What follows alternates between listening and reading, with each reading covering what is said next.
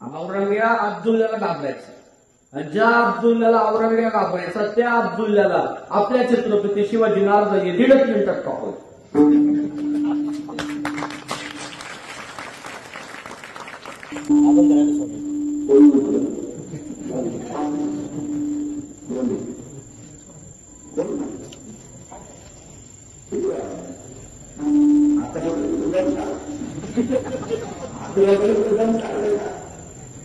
तुला मोक्षच नाही.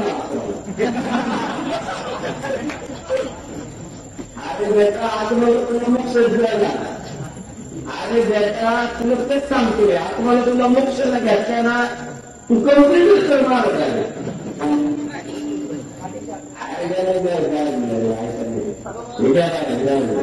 बाहेर घ्या, हे बाहेर घ्या. तुम्हाला मी आपण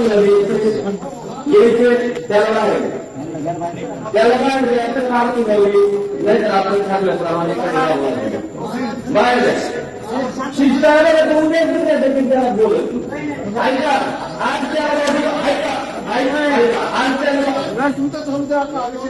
नाही, आज त्याला जास्त द्या. मी थांबलो, थांबवायचं.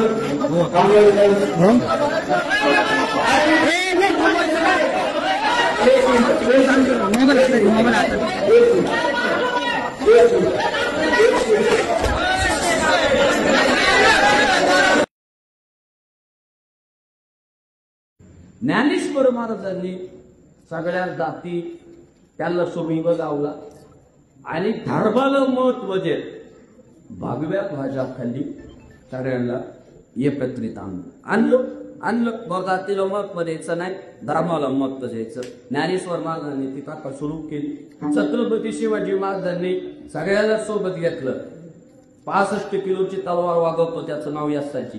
2000 शत्रूची एकटा झुंजतो त्याचं नाव बाजी. हात तुटला तरी शत्रूशी झुंजत राहतो त्याचं नाव तानाजी. शत्रूच्या छावणीत घुसतो, छावणीचा मुकुट तोडून आणतो त्याचं नाव धनाजी. डाण्या वाघाला सामोरे जातो त्याला उभा पाडतो त्याचं नाव धर्मवीर संभाजी.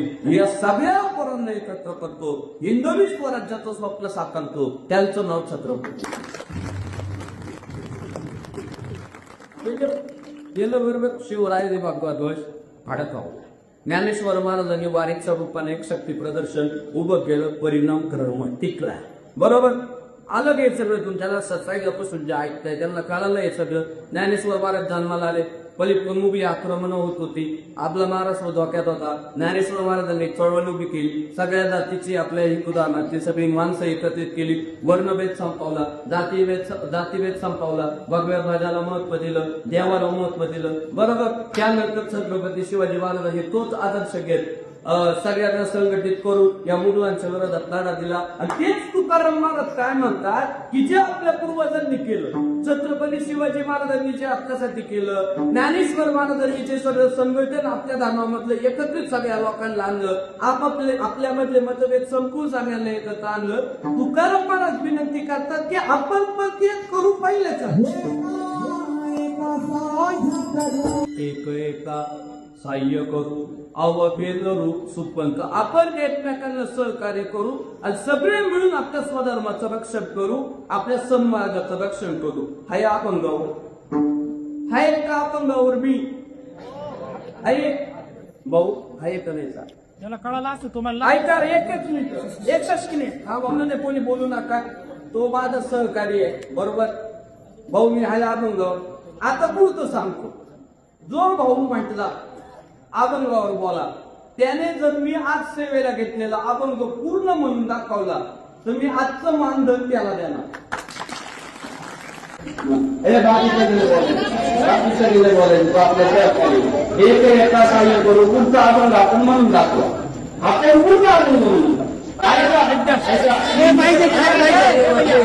ऐक ना, कीर्तन मी करणार आहे, फक्त अभंग पाठ नाही, कीर्तन तुम्ही आता मला फक्त सांगा आता कीर्तन करू सांगा. सुरुवात अभंग पाठ कीर्तन नका पाहू. अभंग पाठ नाही, अभंग पाठ आहे का नाही, अभंग पाठ आहे का नाही, अभंग पाठ आहे का नाही.